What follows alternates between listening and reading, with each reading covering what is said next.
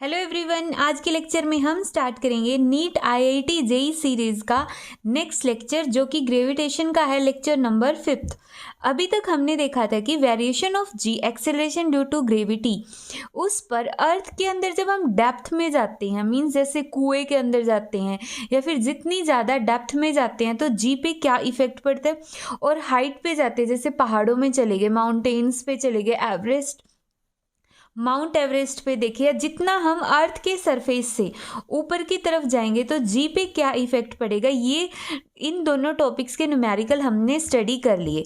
आज के लेक्चर में हम ये देखेंगे कि variation of g with the rotation of earth, कि जो अर्थ अपनी एक्सिस पे रोटेट कर रही है तो उस रोटेशन से भी क्या जी की वैल्यू चेंज होती है। मतलब अर्थ के रोटेट होने से कि वो जो रोटेशन है अगर कम हो गई या फिर वो रोटेशन फास्ट हो गई तो क्या उससे कोई फर्क पड़ेगा रोटेशन के कम या ज़्यादा होने से जी की वैल्यू के ऊपर।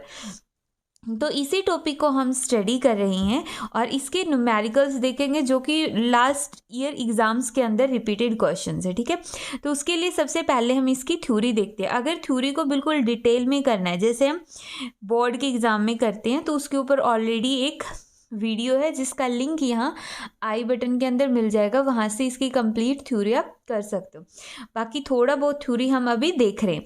देखो यहाँ पे रोटेशन ऑफ अर्थ के अंदर हमने मान लिया ये हमारी अर्थ हो गई।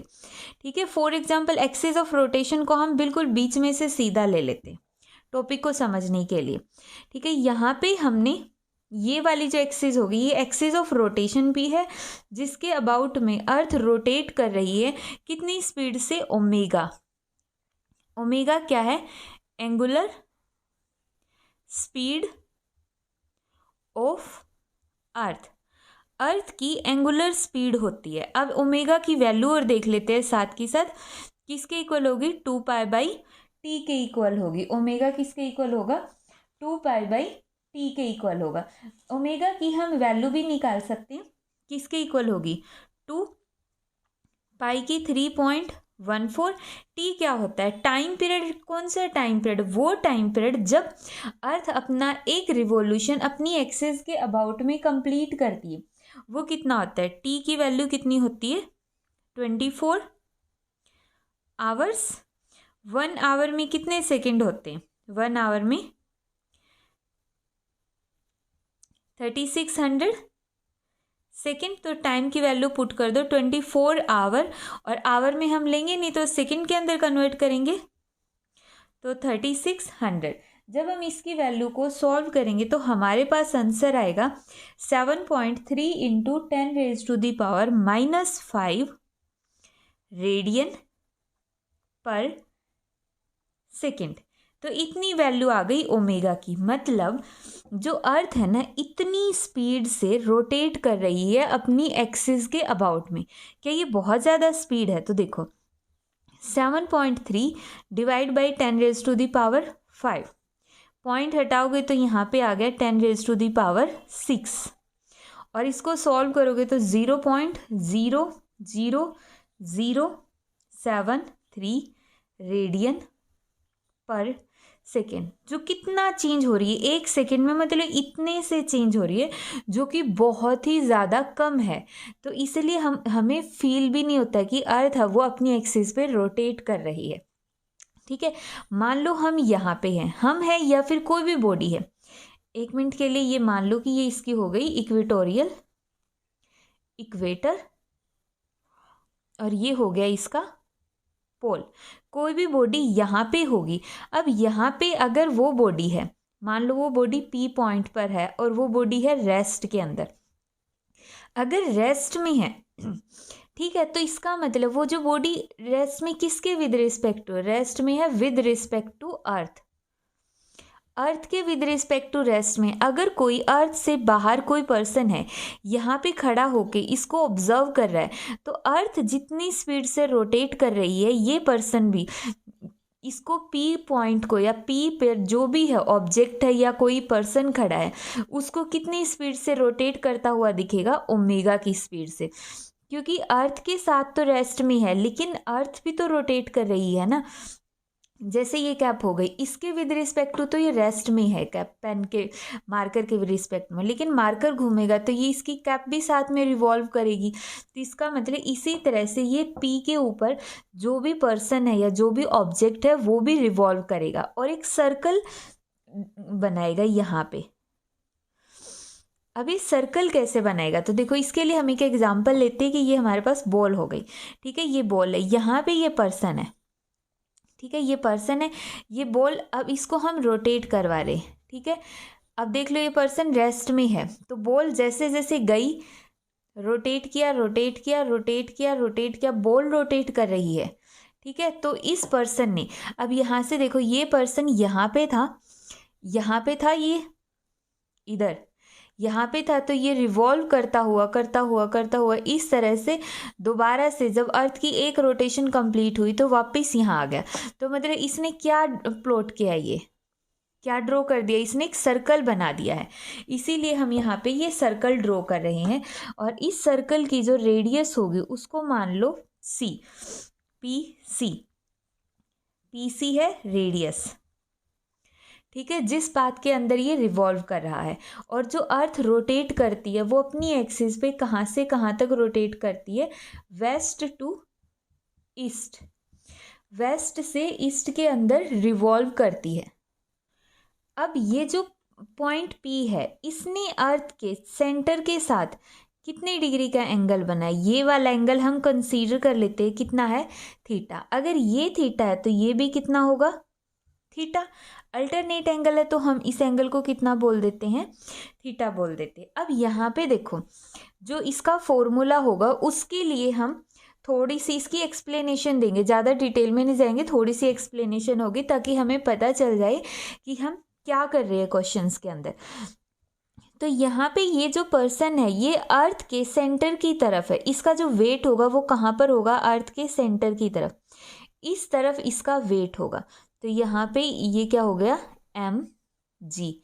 जो किसी भी पर्सन का अर्थ पे, अगर कोई भी पर्सन है, चाहे वो यहाँ है या फिर वो यहाँ पे है या फिर वो यहाँ पर है या फिर वो यहाँ है, उन सभी का वेट अर्थ के सेंटर की तरफ ही होता है हमेशा।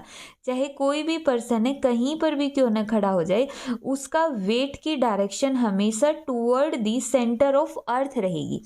तो यहाँ पर भी जो भी ऑब्जेक्ट है उसकी डायरेक्शन भी कहाँ, वेट की डायरेक्शन कहाँ है, toward the centre of earth, ठीक है, अर्थ की तरफ इसका वेट लग रहा है। ऊपर से ये जो पर्सन है ये सर्कल में रिवॉल्व कर रहा है, तो इस तरफ इसका लग रहा है सेंट्रीपिटल फोर्स, क्या लग रहा है यहाँ पे, इसका सेंट्रीपिटल फोर्स। तो ये जो पॉइंट P हो गया यहाँ पे जो पॉइंट P है इसके ऊपर दो फोर्स लगे, इस तरफ तो इसका सेंट्रीपिटल फोर्स है और यहाँ पे इसका वेट लग गया, ठीक है। अब इस तरफ इसका सेंट्रीपिटल फोर्स है, तो इसका मतलब सेंट्रीपिटल फोर्स को बैलेंस करने के लिए सेंटर से अवे सेंट्रीफ्यूगल फोर्स होगा, ठीक है, जो इसके मैग्नीट्यूड में तो इक्वल होगा, बस डायरेक्शन में अपोजिट होगा, ठीक है। सेंट्रीपिटल और सेंट्रीफ्यूगल के ऊपर भी हमने ऑलरेडी वीडियो बना रखी है। तो ये हो गया इसका सेंट्रीफ्यूगल फोर्स। तो इसको एक बार के लिए अब हम रब कर देते, तो इसके अपोजिट वाला ये फोर्स ले लिया ना हमने। अब देखो इस P पॉइंट पे दो फोर्स एक्ट कर रहे हैं, एक फोर्स तो इसका वेट है सेंटर की तरफ, एक है सेंट्रीफ्यूगल फोर्स, ठीक है, away from the axis of rotation. अब हमें ये पता है कि जब भी एक पॉइंट पे दो फोर्स लग रहे हो तो वहाँ पर हमें उनका रिजल्टेंट निकालना पड़ेगा, और उसका रिजल्टेंट निकालने के लिए हम क्या करेंगे, ट्रायंगल लॉ या फिर पैरेललोग्राम लॉ का यूज करेंगे।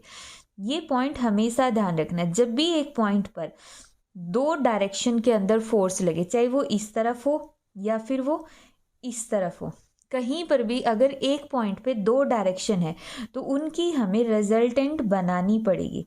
और रिजल्टेंट बनाने के लिए या तो हम ट्रायंगल लॉ का यूज करेंगे या फिर हम पैरेललोग्राम लॉ का यूज करेंगे, ठीक है। इसको रब कर दो, यहाँ से ओमेगा की ये वाली वैल्यू ध्यान रख सकते हो और ये वाला फॉर्मूला, ठीक है। तो यहाँ से जब हम इसका रिजल्टेंट निकाल लेंगे तो इसका जो रिजल्टेंट आएगा, जैसे यहाँ से सेंट्रीफ्यूगल फोर्स, ये वाला फोर्स हो गया इस तरफ, वेट हो गया इस तरफ, और इनका रिजल्टेंट आ गए यहाँ पे बीच में। तो इसके रिजल्टेंट कोई वैल्यू को हम मान लेते हैं वो एफ है। तो किसके इक्वल होता है? F vector is equal to F C vector centrifugal force plus इसका वेट, ठीक है। और मैग्नीट्यूड की फॉर्म में हम इसको कैसे लिखेंगे? मैग्नीट्यूड की फॉर्म में हम सिंपल वेक्टर हटा देंगे, is equal to under root F C का square plus twice of M G का square plus twice of F C M G cos of theta. अब थीटा देखते हैं कौन सा होगा। थीटा होगा इसका ये पूरा एंगल, ये पूरा एंगल थीटा है। अब हमें ये एंगल पता है, ये अगर थीटा है तो ये पूरा 180 का, तो ये कितना बच गया? 180 माइनस थीटा। यहाँ पे देखो ये हमने थीटा माना था, ये थीटा था, तो हमारा ये भी थीटा, तो बच गया कितना? 180 माइनस थीटा। इस तरह से जब हम यहाँ पे सेंट्रीफ्यूगल फोर्स की वैल्यू पुट करेंगे तो सारा सॉल्यूशन हमारे पास आ जाएगा इसका। अगर पूरा डेरिवेशन चाहिए तो ऑलरेडी वीडियो बनी हुई है।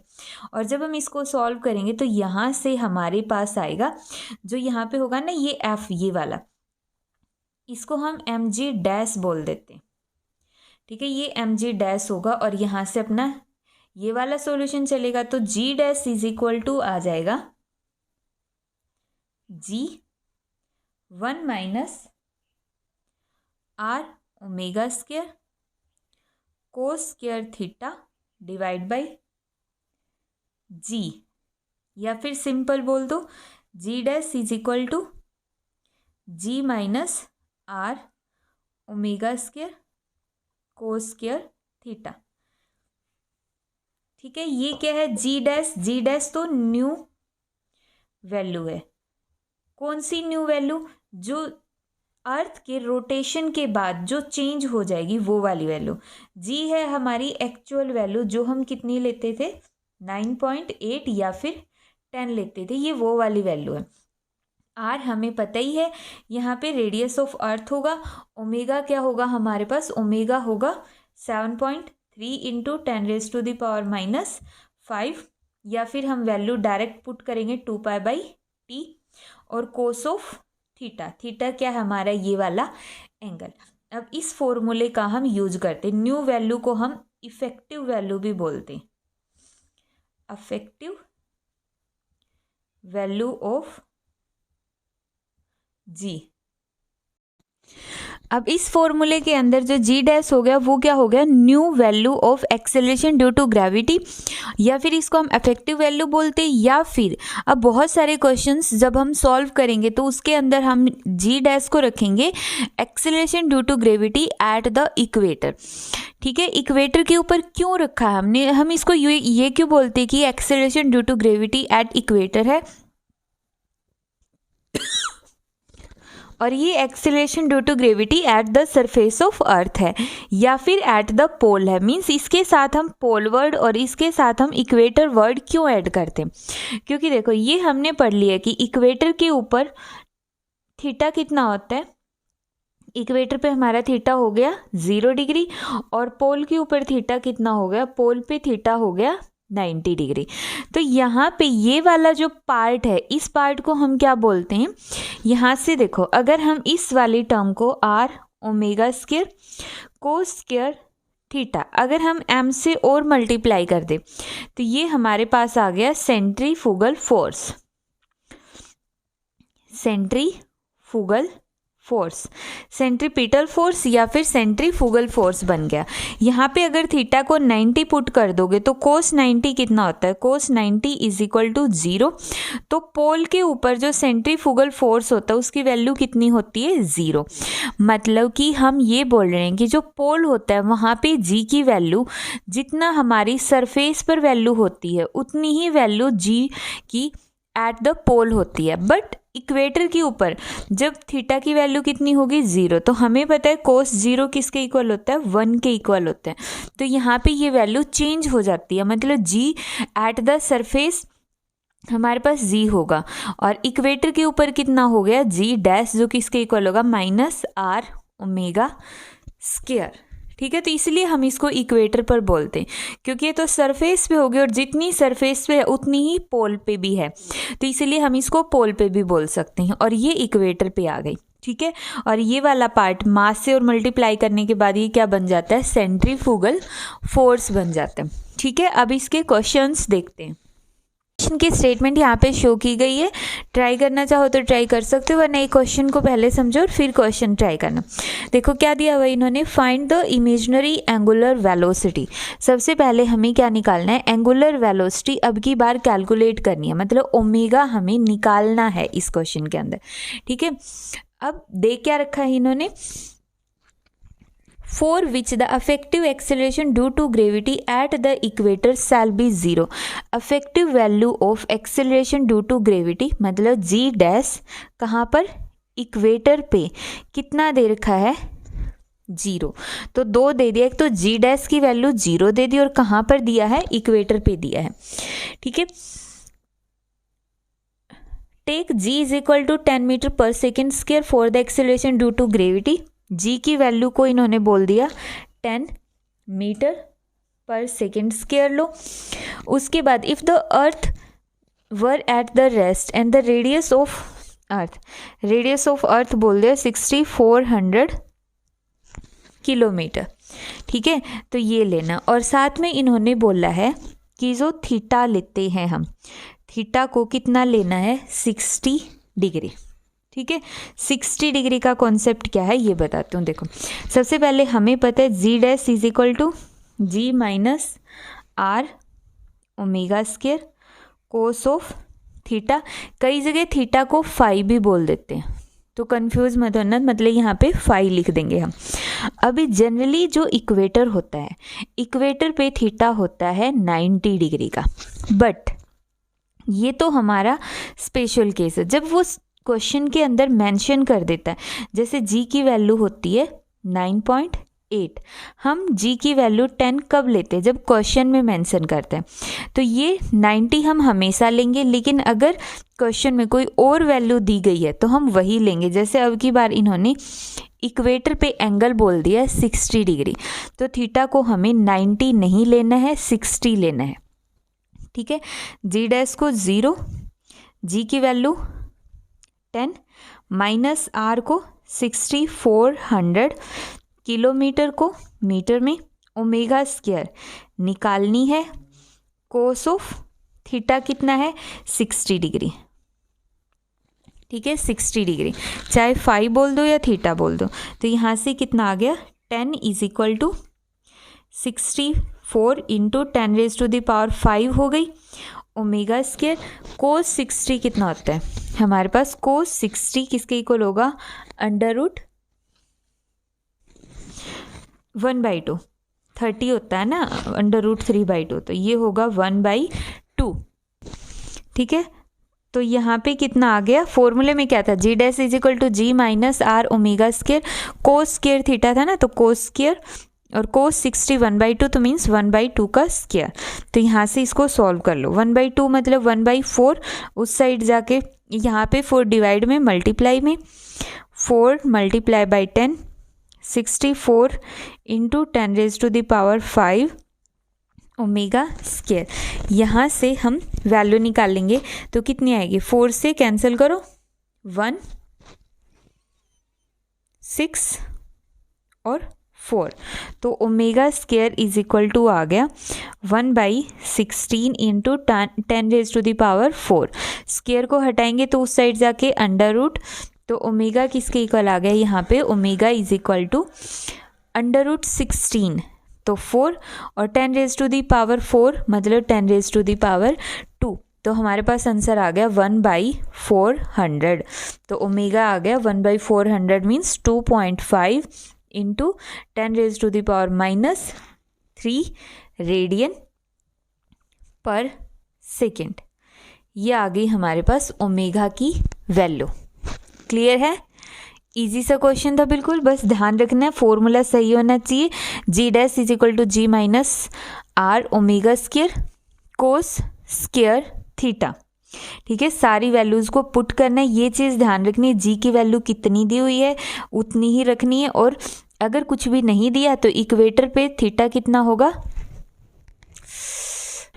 इक्वेटर पे थीटा होगा 0 डिग्री। और अगर मेंशन कर रखा कोई स्पेशल एंगल दे रखा। अब सेकंड क्वेश्चन हमारे पास है, find the value of angular velocity of axial rotation of earth such that weight of person at the equator. इन्होंने बोला है एंगुलर वेलोसिटी ऑफ अर्थ बताओ जब weight of person at equator, equator के ऊपर किसी भी पर्सन का वेट है वो किसके इक्वल होगा, 3/4 टाइम्स द वेट एट पोल। जितना उसका वेट पोल पे होगा उसका 3/4 टाइम्स कहाँ पर होगा, इक्वेटर पे। मीन्स जैसे ये हमारे पास अर्थ हो गई, ये इक्वेटर है और यहाँ पे पोल है, तो पोल पे अगर उसका वेट मान लो W है तो यहाँ पे कितना होगा, 3W/4 होगा। तो 3/4 टाइम्स है इक्वेटर के ऊपर। तो ओमेगा फाइंड आउट हमें करना है। यहाँ पे रेडियस ऑफ अर्थ दे रखी है 6400 किलोमीटर। तो कैसे निकालेंगे अपना सिंपल फॉर्मूला क्या होता है, effective value of g is equal to ji minus omega r cos theta. यहाँ पे ओमेगा स्क्वायर आएगा और कोस का भी स्क्वायर आएगा। ठीक है, तो यहाँ पे इक्वेटर के ऊपर वेट की टर्म में, तो इस इक्वेशन को पहले वेट की टर्म में बना लो, mg dash is equal to mg minus omega square R omega square cos square theta. अब हमें पता है ये वाली वैल्यू हम इक्वेटर के ऊपर लेंगे, तो ये वेट कहाँ पर हो गया, ये वेट हो गया इक्वेटर पे और ये वेट हो गया सरफेस पे या फिर पोल पे, minus R omega square cos square theta. अब देखो इंपॉर्टेंट पॉइंट क्या है कि यहाँ पे थीटा को वैल्यू बताओ, थीटा कितना होगा इक्वेटर के ऊपर, क्योंकि यहाँ पे हमारे पास जो जी डैश है उसके लिए हम थीटा पुट करेंगे, पोल के लिए तो 90 होता है और कोस 90 ऑलरेडी 0 हो चुका है, तो ये तो सरफेस पोल का जो एंगल है वो यहाँ पे इंक्लूड हो चुका। तो इक्वेटर का एंगल कितना होगा, यहाँ पे इक्वेटर के ऊपर थीटा कितना होता है हमारा 0 डिग्री और कोस 0 हो गया 1। सिंपल। ठीक है, तो यहाँ पे ये वाला थीटा, जब भी हम यहाँ पे इक्वेटर लेंगे तो इक्वेटर वाला एंगल होगा या तो 0 या फिर क्वेश्चन के अंदर जो भी मेंशन कर रखा है वो वाला एंगल। तो इक्वेटर के ऊपर मैं ऐसे लिख सकती हूँ 3/4 weight at pole is equal to weight at pole minus R omega square, यहाँ से R omega square equal to आ गया weight at pole minus 3/4 of weight at pole, means 1/4 weight at pole. Weight mg होगा pole पे divide by 4 R omega square. यहाँ पे देखो एक छोटी सी मिस्टेक, m से जब हमने मल्टीप्लाई किया तो इस टर्म में भी m मल्टीप्लाई में होगा। ठीक है, तो यहाँ पर भी m मल्टीप्लाई में होगा और जो इस साइड वाले m से अब कैंसिल आउट हो जाएगा। हमें ओमेगा निकालना है तो किसके इक्वल होगा ओमेगा, यहाँ पे g डिवाइड बाई 4r और ओमेगा स्क्वायर है तो उस साइड जाके रूट। वैल्यू पुट करो ओमेगा की, हम g की वैल्यू दे रखी है, कुछ नहीं दे रखी तो 9.8, 4r की 6400 किलोमीटर मीन्स 10⁻³ जब हम इसको सॉल्व करेंगे तो हमारे पास इसका आंसर आएगा omega is equal to 6.2 into 10⁻⁻4 और ओमेगा की यूनिट होगी रेडियन पर सेकेंड। ठीक है, सिंपल। अगर वेट की टर्म में दे रखा है तो पूरी इक्वेशन को मास से मल्टीप्लाई कर दो। ठीक है, नेक्स्ट क्वेश्चन इन्होंने दे रखा है, if earth is supposed to be a sphere of radius r, if G30 is value of acceleration due to gravity at the latitude 30 degree. Means जब थीटा 30 डिग्री है तो G किसके इक्वल हो जाएगा, G30 के इक्वल हो जाएगा। G का मतलब यहाँ पे एक्सेलरेशन ड्यू टू ग्रेविटी है, ना कि सरफेस के ऊपर या कोई पर्टिकुलर वैल्यू। सिंपल बोल दिया एक्सेलरेशन ड्यू टू ग्रेविटी, ठीक है। And G at the equator क्या दे दिया, G30 is value of acceleration due to gravity at the latitude of 30 degree and G at the equator. The value of G minus G30 is, G minus G30 is किसके equal होगी, देखो हमारे पास simply G effective किसके equal होता है, G minus R omega square cos square theta. Theta कितना है 30 डिग्री। अगर थीटा 30 है तो ये हो जाएगा G30, क्योंकि G डैश यहाँ पे ये एंगल इसी का तो होता है, इस एक्सेलरेशन ड्यू टू ग्रेविटी का। ये इक्वेटर है या फिर किसी एक पर्टिकुलर एंगल के ऊपर है, ये थीटा इसके साथ कनेक्टेड होते हैं। तो G minus R omega square cos square theta कितने 30 डिग्री। तो G30 is equal to G minus R omega square.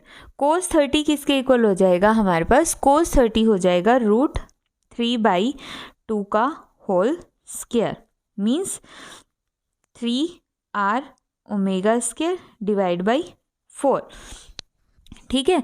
तो यहाँ पे हमारे पास G माइनस G30 किसके इक्वल हो गया, 3/4 R ओमेगा स्क्वायर आ गया, ठीक है। तो यहाँ पे आंसर देखो 3/4 R omega square, option number B हमारा मैच हो गया।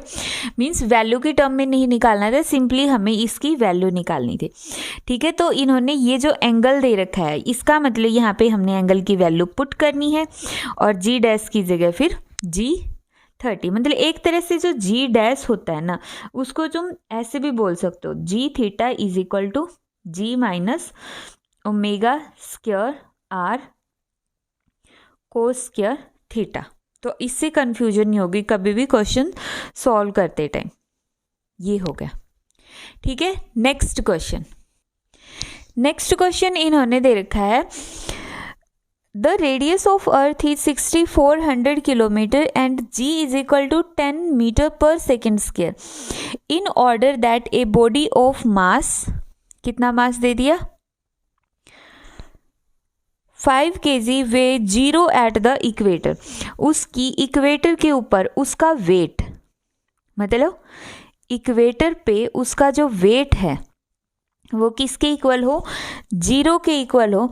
The angular speed of earth is, तो ओमेगा बताओ कितना होना चाहिए, ठीक है। तो हमारे पास फॉर्मूला क्या था, G dash is equal to G minus R omega square cos square theta, ठीक है। इक्वेटर बोल रखा है, कोई पर्टिकुलर एंगल दे नहीं रखा है, तो इक्वेटर के ऊपर एंगल होता है 0 डिग्री।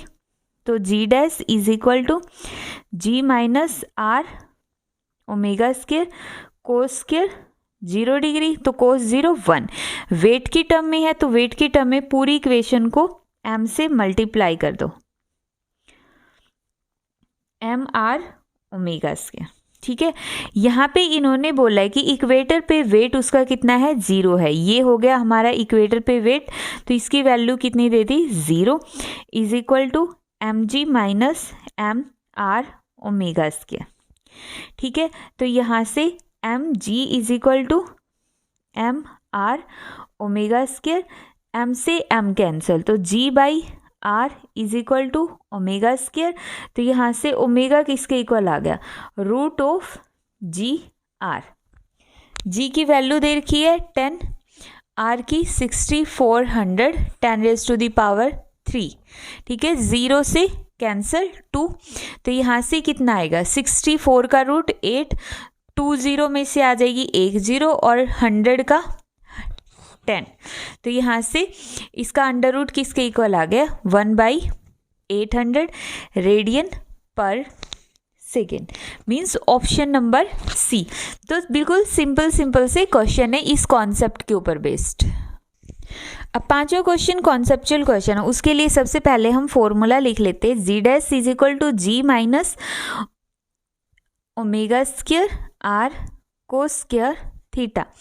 तो इन्होंने क्वेश्चन में क्या बोला है, if earth rotates faster than its present speed, मतलब ओमेगा अगर इंक्रीज हो जाए, अगर अर्थ है उसकी रोटेशन बढ़ जाए, मतलब बहुत ज़्यादा फास्टली रोटेट करने लग जाए, ओमेगा बढ़ जाए, तो ये बताओ कि weight of an object will be, तो वेट पर क्या इफेक्ट पड़ेगा, किसी भी बॉडी के वेट पर क्या इफेक्ट पड़ेगा।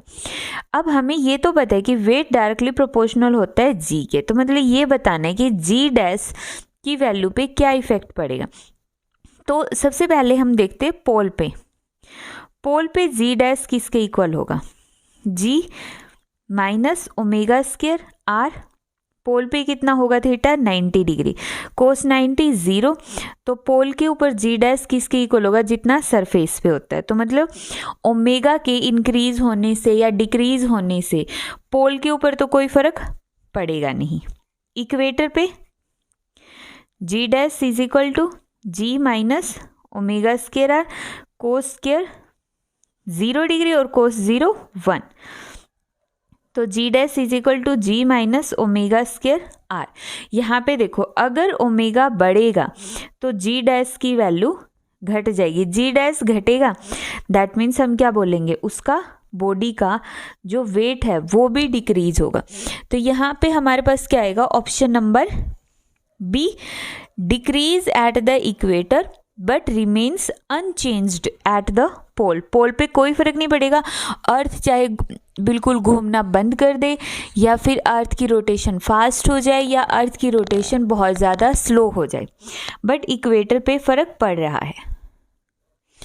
नेक्स्ट क्वेश्चन फिर से थ्योरेटिकल है, the value of G on the surface of earth is smaller at the equator, equator के ऊपर जो जी की वैल्यू होती है, जी की वैल्यू मतलब जी डैश इज इक्वल टू, जो ये हमने पढ़ा था, इसकी वैल्यू जी डैश की वैल्यू सबसे स्मॉल होती है इक्वेटर के ऊपर, स्मॉलेस्ट, सबसे ज़्यादा स्मॉल कहाँ पर होती है, एट इक्वेटर। ऐसा क्यों होता है, क्योंकि हमने बताया था ना ये वाली टर्म, इसको हम क्या बोलते हैं, अगर इसको मास से और मल्टीप्लाई कर दे तो ये क्या बन गया, सेंट्रीफ्यूगल फोर्स, सेंट्रीफ्यूगल या फिर सेंट्रीपिटल, क्योंकि इक्वल ही है दोनों, सेंट्रीफ्यूगल फोर्स होता है, ये मैक्सिमम होता है एट इक्वेटर, क्यों, क्योंकि कोस थीटा की मैक्सिमम वैल्यू कहाँ कितनी होगी, मैक्सिमम वैल्यू होगी 1 पे जब थीटा होता है 0 डिग्री, और थीटा 0 डिग्री होता है इक्वेटर के ऊपर, इसलिए जब हम इक्वेटर लेते हैं तो वहाँ पे थीटा 0, कोस थीटा मैक्सिमम, ये पूरी टर्म मैक्सिमम। तो जब जी में से जितनी सरफेस पे उसमें से एक मैक्सिमम टर्म को सब्ट्रैक्ट करेंगे तो जी डैश की वैल्यू क्या आ जाएगी, स्मॉलेस्ट आ जाएगी, इसलिए इसका ऑप्शन नंबर क्या आएगा, ए। ठीक है, the centrifugal force is maximum eight the equator. आज के इस टॉपिक का सबसे लास्ट क्वेश्चन हम देखते हैं, क्योंकि अब ये जो लास्ट क्वेश्चन है इम्पॉर्टेंट है और थोड़ा सा डिफरेंट है। इन्होंने क्या बोल दिया, the speed of earth rotation about its axis is omega, जो स्पीड है अर्थ की रोटेशन की किस पे डिपेंड करती है, about its axis is omega, मतलब वो ओमेगा है, ओमेगा किसके इक्वल होता है, 2 पाई बाई टी के इक्वल होता है, और अर्थ अपनी एक्सिस पे कितना रोटेट करती है, कितने टाइम पीरियड के अंदर रोटेट करती है, 24 आवर के अंदर। तो यहाँ से टाइम पीरियड किसके इक्वल हो गया, 24 आवर, और एक आवर में कितने सेकंड होती है, 3600 सेकंड। तो ओमेगा किसके इक्वल आ गया, 2 पाई बाई 24 इंटू 3600। वैसे तो मैंने इसकी वैल्यू याद करवा रखी है, बट फिर भी हम इसको डायरेक्ट रख लेते हैं। तो यहाँ पे ये ओमेगा होता है अर्थ का इतना। फिर इन्होंने बोला है it's speed is increased to x times, अगर हम इसकी स्पीड को x टाइम इंक्रीज कर दें, अब जो अर्थ है बहुत फास्ट रोटेट कर रही है, कितनी स्पीड बढ़ गई उसकी, x गुना बढ़ गई है, तो उसके बाद to make effective acceleration due to gravity equal to 0, ताकि जी डैश किसके इक्वल हो जाए, 0 के इक्वल हो जाए, तब x बताओ कि मतलब क्या बोल रहे हैं कि अर्थ की स्पीड को हम कितने टाइम्स इंक्रीज करें कि जो जी डैश की वैल्यू है ज़ीरो हो जाए। हमें पता है जी डैश होता है G minus R omega square, equator पे इसकी इतनी ही वैल्यू होती है, ठीक है। अब जी डैश की वैल्यू जीरो करने के लिए यहाँ पे ओमेगा की जगह हम ओमेगा डैश मान ले, क्योंकि तभी तो स्पीड इंक्रीज हुई लेंगे। तो ओमेगा डैश की कितनी वैल्यू लें कि जी डैश जीरो हो जाए, ठीक है। तो निकालते हैं यहाँ से g is equal to R omega dash का स्क्वायर, आर को इसके डिवाइड में ले जाओ, ठीक है। तो यहाँ से ओमेगा डैश किसके इक्वल आ गया, g डिवाइड बाई आर। तो यहाँ से ओमेगा डैश किसके इक्वल आ जाएगा, omega dash is equal to root of g divide by R. तो वैल्यू पुट करते हैं। यहाँ पे हमारे पास g की वैल्यू कितनी दे रखी है क्वेश्चन के अंदर, g की वैल्यू क्या 10 दे रखी है, 41 नहीं दे रखी है, तो इसको हम रखेंगे 9.8 और अर्थ की रेडियस को 6400 kilometre means 10 raise to the power 3। तो ओमेगा डैश इतना हो गया। अब हमें पता है ओमेगा डैश किसके इक्वल है, एक्स ओमेगा के इक्वल, तो इसको हम एक्स ओमेगा बोल सकते हैं। तो X is equal to this term, पूरी की पूरी ये टर्म हमने एज इट इज लिख ली और डिवाइड बाई ओमेगा, ओमेगा कितना है ये रहा, omega is equal to 2 pi divide by 24 into 3600। जब हम इसको सॉल्व करेंगे पूरी कैलकुलेशन को, तो हमारे पास इसका आंसर कितना आएगा, अप्रोक्स 17। मतलब अर्थ की रोटेशन अगर 17 टाइम्स इंक्रीज हो जाए तो वहाँ पे जी डैश किसके इक्वल हो जाएगा, जीरो के इक्वल हो जाएगा। मतलब इक्वेटर के ऊपर जो एक्सेलरेशन ड्यू टू ग्रेविटी है, अफेक्टिव वैल्यू ऑफ एक्सेलरेशन है, वो कितना हो जाएगा, ज़ीरो हो जाएगा, ठीक है। क्योंकि हमें पता है ना ओमेगा के इंक्रीज करने से जी डैश डिक्रीज हो रहा है, जी डैश मतलब acceleration due to gravity at equator decrease हो रहा है। तो ओमेगा बढ़ेगा ये डिक्रीज होगा, ये बढ़ेगा ये डिक्रीज होगा। कब ऐसा होगा, ओमेगा की कितनी वैल्यू ले कि जी डैश जीरो हो जाए। तो जितना प्रेजेंट में रोटेट कर रही है उसकी 17 टाइम्स लेते ही जी डैश किसके इक्वल हो जाएगा, जीरो के इक्वल हो जाएगा। यहाँ पे इंपॉर्टेंट पॉइंट है, ये कैलकुलेशन को सॉल्व कर लेना, ठीक है।